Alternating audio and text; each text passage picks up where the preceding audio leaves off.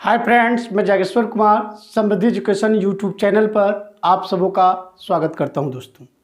दोस्तों video batch चल रहा है और वीडियो बैच के ज्योग्राफी ऑफ इंडिया का सीरीज चल रहा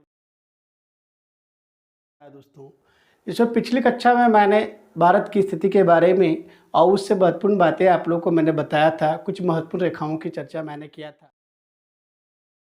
जैसे कर्क रेखा, भारतीय मानक समय रेखा, कुछ द्वीपों का नाम परिवर्तित कर दिया गया था, उन द्वीपों का मैंने चर्चा किया था। साथ ही भारत के साथ अंतर्राष्ट्रीय सीमा कौन कौन सा देश लगाता है, किन किन देशों के साथ अंतर्राष्ट्रीय सीमा कितने किलोमीटर तक है, इन तमाम बातों का मैंने चर्चा आप लोगों के बीच किया था।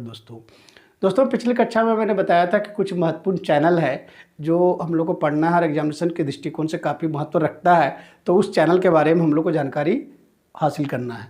तो दोस्तों भारत के महत्वपूर्ण चैनल, ये चैनल हैं 8 डिग्री। 8 डिग्री जो है सो मालदीव और मिनिकॉय के बीच है। तो क्वेश्चन देता है दोस्तों कि 8 डिग्री निम्न में से दोनों के निम्न में से किन के बीच 8 डिग्री का चैनल स्थित है। तो मालदीव और मिनिकॉय के बीच। 9 डिग्री लक्षद्वीप और मिनिकॉय के बीच। ध्यान देंगे, मालदीव और मिनिकॉय के बीच में 8 डिग्री और लक्षद्वीप और मिनिकॉय के बीच में 9 डिग्री। और 10 डिग्री का जो चैनल है वो अंडमान और निकोबार के बीच में है। अंडमान और निकोबार के बीच में 10 डिग्री का चैनल है। उसी तरह आता है ग्रेट या महान चैनल, जिसको हम लोग सुमात्रा भी कहते हैं, जिसे इंडोनेशिया और निकोबार के बीच है। फिर है पाक स्ट्रेट, जिसको जल डब्रू मध्य कहा जाता है, और पाक स्ट्रेट जो है भारत और श्रीलंका के बीच है। फिर माहिम क्रिक, इसको एक निवेशिका है, एक पतली सी निवेशिका जो मुंबई में पाई जाती है। फिर एक कच्छ की खाड़ी जो पश्चिमी गुजरात में पाया जाता है। फिर एक खंभात की खाड़ी, खंभात की खाड़ी पूर्वी गुजरात में पाया जाता है। और नर्मदा और ताप्ती का मुहाना है, यानी नर्मदा और ताप्ती जहाँ पे मिलती है दोनों का मुहाना, उसे हम लोग खंभात की खाड़ी कहते हैं। फिर है लक्षद्वीप सागर, जो लक्षद्वीप और मालाबार तट के बीच में है। लक्षद्वीप और मालाबार तट के बीच में जो चैनल है उसका नाम है लक्षद्वीप सागर। फिर कोको स्ट्रेट, जिसको हम लोग जल डब्रू मध्य कहते हैं। कोको द्वीप, जिसको म्यांमार कहा जाता है, और उत्तरी अंडमान के बीच, यानी म्यांमार और उत्तरी अंडमान के बीच में कोको स्ट्रेट है। फिर है मन्नार की खाड़ी। मन्नार की खाड़ी दक्षिण पश्चिम तमिलनाडु और श्रीलंका के बीच है। मतलब तमिलनाडु का जो दक्षिण पश्चिम हिस्सा है और श्रीलंका के बीच जो चैनल है उसका नाम है मन्नार की खाड़ी। और एक आता है दोस्तों डंकन पास। डंकन पास दक्षिणी अंडमान और लघु अंडमान के बीच है। तो ये महत्वपूर्ण चैनल्स हैं जो एग्जामिनेशन में रिपीटेड होते हैं। बराबर एग्जामिनेशन में इस तरह के क्वेश्चंस रिपीट किया जाता है, तो हम लोग को इसको ध्यान में रखना है। उसके बाद कुछ इंपॉर्टेंट पॉइंट्स आप लोगों के बीच लेकर आए हैं, जो भारत के सामान्य परिचय में, जो एक भारतीय होने के नाते हम लोगों को उसकी जानकारी होनी चाहिए, और लगातार इससे एग्जामिनेशन में क्वेश्चंस पुटअप होते आया है दोस्तों। तो हिमालय की प्रमुख पर्वत श्रेणियों का उत्तर से दक्षिण क्रम, मतलब हिमालय की जो पर्वत श्रेणियां हैं तो उत्तर से दक्षिण जो क्रम है हिमालय का, वो उसमें से कौन कौन सा आता है। तो सबसे ऊपर है काराकोरम, उसके बाद लद्दाख, फिर जास्कर, फिर पंजाल, और अंतिम में है शिवालिक। मतलब सबसे उत्तर में काराकोरम और दक्षिण में शिवालिक। इसमें जो काराकोरम श्रेणी है उसको उच्च एशिया की रीढ़ कहा जाता है। उच्च एशिया की रीढ़ के नाम से जाना जाता है काराकोरम। आपसे सवाल पूछ सकता है कि उच्च एशिया का रीढ़ निम्न में से किसे कहा जाता है, किस श्रेणी को कहा जाता है, तो होगा काराकोरम श्रेणी। भारत जैसा कि मालूम है दोस्तों कि भारत का अन्य भी नाम है।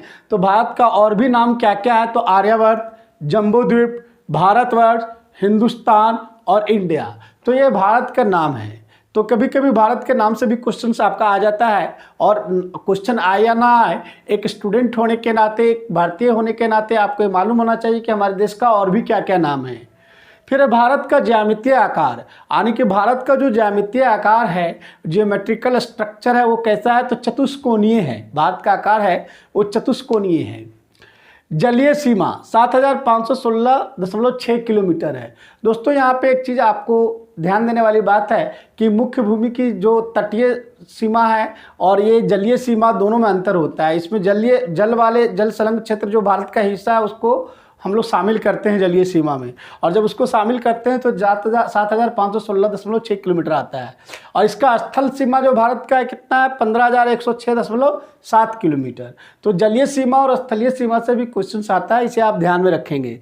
फिर है प्रादेशिक जल सीमा, यानी कितने सीमा तक, समुद्र में कितने जगह, कितने एरिया तक हमारा प्रादेशिक जल सीमा कहलाता है। तो समुद्र तट से 12 समुद्री मील तक जो तट है, वो तट से 12 नॉटिकल मील तक, 12 समुद्री मील तक जो एरिया है उसको प्रादेशिक जल सीमा के अंतर्गत आएगा।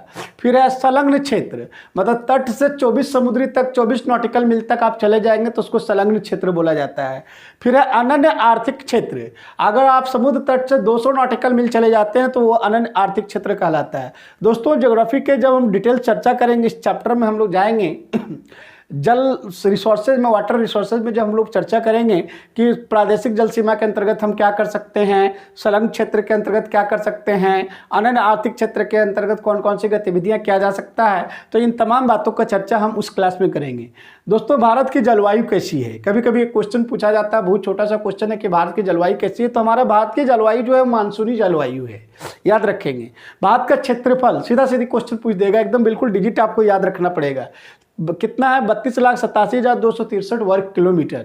और फिर कुल जनसंख्या कितना है, तो 1,21,08,54,977। और अगर विश्व के परिप्रेक्ष्य में, विश्व के अगेंस्ट में देखा जाए तो 17.5%, मतलब विश्व की जो जनसंख्या है उसका 17.5% जनसंख्या भारत की है। अब जनसंख्या जो है उसमें पुरुष की संख्या कितनी है, महिला की संख्या कितनी है, तो पुरुष जनसंख्या है 62,32,70,258 और महिला की जनसंख्या 58,75,84,719। तो ये डायरेक्ट क्वेश्चन इससे आपको, और ये 2011 की जनगणना का आंकड़ा के अनुसार ये बातें बताई जा रही है। दोस्तों अब इसमें हम लोग और भी बहुत सारे इंपॉर्टेंट पॉइंट्स के अंदर में हम लोग देखेंगे, इंपॉर्टेंट पॉइंट्स के अंतर्गत देखेंगे कि मेरा दशकीय वृद्धि दर क्या रहा, मतलब एक 10 साल में भारत का पॉपुलेशन किस रेट से बढ़ा है, भारत का लिंगानुपात क्या है, लिटरेसी रेट क्या है, इन तमाम चीज़ों को हम लोग अगले वीडियो में देखेंगे। और वो अगला वीडियो काफ़ी भी इंटरेस्टिंग होने जा रहा है, काफ़ी इंटरेस्टेड रहेगा, क्योंकि एक भारतीय होने के नाते उन तमाम बातों की जानकारी आपको होना चाहिए। और चूंकि आप एक एस्पेरेंट हैं, आप एग्जामिनेशन देने वाले कैंडिडेट हैं, तो but natural you have to keep this things in your mind till until if you are not going to pass और not that not matter, but you should keep in mind this things. आपको, आप examination पास करते हो या नहीं करते हो, आप सफल होते हो या नहीं होते हो, कोई मायने नहीं रखता है, लेकिन एक स्टूडेंट होने के नाते, एक आम नागरिक होने के नाते इन तमाम बातों की जानकारी आपको होना चाहिए। तो दोस्तों अगर ये वीडियो पसंद आ रहा है तो प्लीज़ लाइक कीजिए, सब्सक्राइब कीजिए, बेल आइकन बटन को दबाइए और अपने अधिक से अधिक दोस्तों को शेयर कीजिए, ताकि यह वीडियो अधिक से अधिक लोगों तक पहुंचे और अधिक से अधिक लोग इसका फायदा उठाएं। दोस्तों कॉम्पिटिटिव एग्जामिनेशंस की तैयारी करने के लिए एक रणनीति होना बहुत जरूरी है दोस्तों, और जिस परिप्रेक्ष्य में मैं आप लोगों के साथ जुड़ा हूं, और अगर आप लगातार समृद्धि एजुकेशन यूट्यूब चैनल के माध्यम से अध्ययनरत हैं, तो मैं चाहूँगा कि 1 महीने के बाद जब आप अपने आप को काफ़ी कंफर्ट जोन में महसूस करेंगे दोस्तों, आपको लगेगा कि नहीं यू कैन डू इट, और जब तक आपको अंदर से शक्ति नहीं मिलेगी यू कांट डू एनीथिंग। सो आप प्लीज़ कम से कम 1 सप्ताह तक आप कंटिन्यू वीडियो को वॉच कीजिए, वीडियो को देखिए, और अगर आपको इंटरेस्ट जगने लगता है तो लगातार आप वीडियो से जुड़े रहिए, यूट्यूब से जुड़े रहिए, आपको इसी तरह का कंटेंट बराबर दिया जाएगा। और पूरी सिलेबस जो जेपीएससी एग्जामिनेशन में आने वाला है, क्योंकि इसमें टारगेट वीडियो बैच का नाम ही है और जेपीएससी एग्जामिनेशन होने जा रहा है, तो उसी को परिप्रेक्ष्य में, उसी के दृष्टिकोण में रख के कंटेंट तैयार किया जा रहा है, ताकि उस एग्जामिनेशन में आपको फायदा पहुंचे दोस्तों। तो प्लीज़ लाइक कीजिए, सब्सक्राइब कीजिए और अधिक से अधिक दोस्तों को शेयर कीजिए। धन्यवाद दोस्तों।